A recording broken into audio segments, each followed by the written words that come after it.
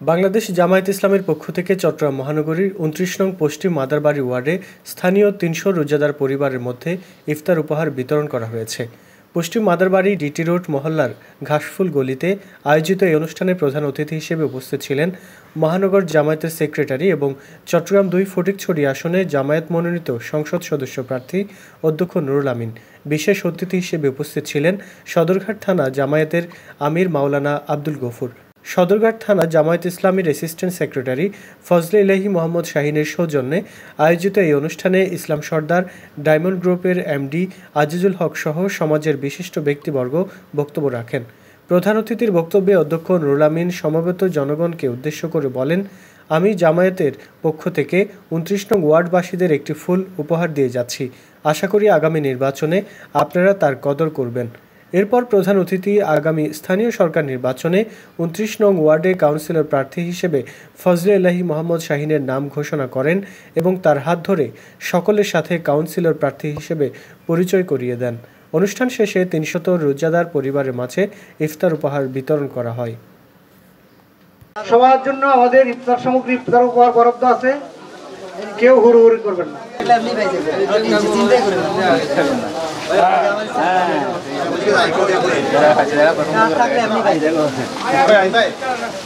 বিশ্ববিদ্যালয়ের প্রফেসর যারা গবেষক ওনারা হিসাব করে দেখেছেন কমপক্ষে প্রতি বছর বর্তমান যে সম্পদ ব্যাংকে এবং আমাদের ব্যবসায়ীদের ধনীদের কাছে আছে সেগুলোর সম্পদ যদি জাকাতে হিসাব করা হয়, এই জাকাতের পরিমাণ হবে ৩৪,০০০ কোটি টাকা। এক বছরে প্রতি বছর ৩৪,০০০ কোটি টাকা করে আসবে। এই টাকা দিয়ে আমরা নারীদের জন্য ঘরে ঘরে কুটির শিল্প স্থাপন করব, তাদেরকে প্রশিক্ষণ দেব, তাদেরকে মেশিন দেব, তাদেরকে মেশিনে যে সমস্ত কাজ করতে হবে সেগুলোর জন্য তাদেরকে আমরা প্রয়োজনীয় কাঁচামাল সরবরাহ করব এবং তারা যেগুলো প্রোডাক্ট করবে, উৎপাদন করবে সেগুলো বাজারজাত করার দায়িত্ব আমরা ব্যবস্থাপনার মাধ্যমে করব। প্রতিটা ঘরে প্রতিটা মহিলা কমপক্ষে ১ থেকে ২ লাখ টাকা ইনকাম করবে ঘরে বসে বসে। আমরা ক্ষুদ্র কুটির শিল্প নির্মাণ করব, আমরা স্মল কটেজ ইন্ডাস্ট্রি আর মাঝারি পর্যায়ে শিল্প, ক্ষুদ্র শিল্প, বড় শিল্পের দিকে বড় শিল্পপতিরা করবে, আমরা তাদেরকে সহযোগিতা করব। আমরা এই জাকাতের ব্যবস্থা দিয়ে মাঝারি শিল্প, ক্ষুদ্র শিল্প এগুলো প্রতিষ্ঠা করব। কোনো বেকার থাকবে না, মেয়ে পুরুষ কেউ বেকার থাকবে না, সবাই চাকরি পেয়ে যাবে। প্রতি বছর করে এরকম করে যদি ৩৪,০০০ কোটি টাকা জাকাতের মাধ্যমে যদি আমাদের এই ব্যবস্থাপনা চালু হয়, তাহলে আমি আশা করি এটা আমাদের দেশ থেকে ৫ থেকে ৭ বছরের ভিতরে গরিবী, দারিদ্রতা এটা জাদুঘরে চলে যাবে। এটা আর থাকবে না দেশে। একটা জাদুঘর নির্মাণ করে আমরা রেখে দেব, যাতে করে গরিব কিরকম ছিল আমাদের দেশের মানুষ সেগুলো মানুষ ধনী হয়ে যাওয়ার পরে যাতে দেখতে আসে। ইনশাআল্লাহ গরিবী জাদুঘরে চলে যাবে ৫ থেকে ৭ বছরের ভিতরে। আপনারা জামায়াত ইসলামীকে ক্ষমতায় যাওয়ার জন্য সহযোগিতা করবেন তো ইনশাআল্লাহ? ইনশাআল্লাহ।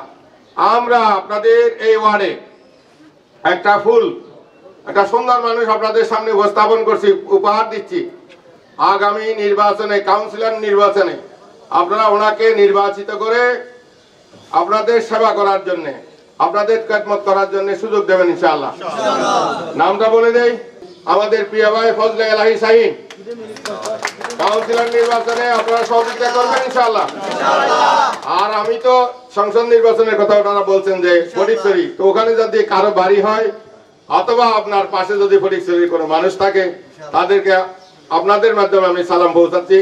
খেদমতের জন্য সুযোগ পেলে ইনশাআল্লাহ তাদের দরবারে হাজির হব। মূলত আপনাদেরকে ইফতার উপহার দেওয়ার জন্য ডাকি নাই, আপনাদেরকে রমজান মাসে দেখেছি আমাদের কিছু কথা আপনাদের সাথে শেয়ার করতে।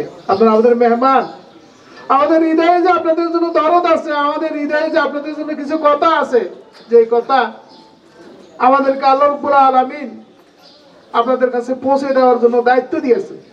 সেই দায়িত্ববোধের কাছ থেকে আপনাদের সাথে আজকে কষ্ট দিয়েছি, আপনাদের সাথে একটু মত বিনিময় করবো, আপনাদের চেহারাগুলো দেখবো এবং আপনাদের জন্য দোয়া করবো, আপনাদের থেকে দোয়া নেব। এই জন্য আপনাদেরকে আজকে এখানে আমরা সমবেত করেছি। এই জন্য আপনাদের কাছ থেকে ক্ষমা চেয়ে নিচ্ছি। আপনারা ক্ষমা ও সুন্দর দৃষ্টিতে দেখবেন, বলবেন যে 5 টাকার 10 টাকার ইফতারি দিবেন, 2 কেজি দিবেন না 3 কেজি দিবেন, আমাদেরকে আনি বসে না ভাই, ইফতারি দেওয়ার জন্য আপনাদেরকে আনি নাই। আপনাদেরকে এনেছি আমরা সামনে কি করতে চাই, এই এলাকাটাকে আমরা সন্ত্রাস মুক্ত, চাঁদাবাজ মুক্ত করতে চাই। সেটা করতে গেলে তো আপনাদেরই লাগবে।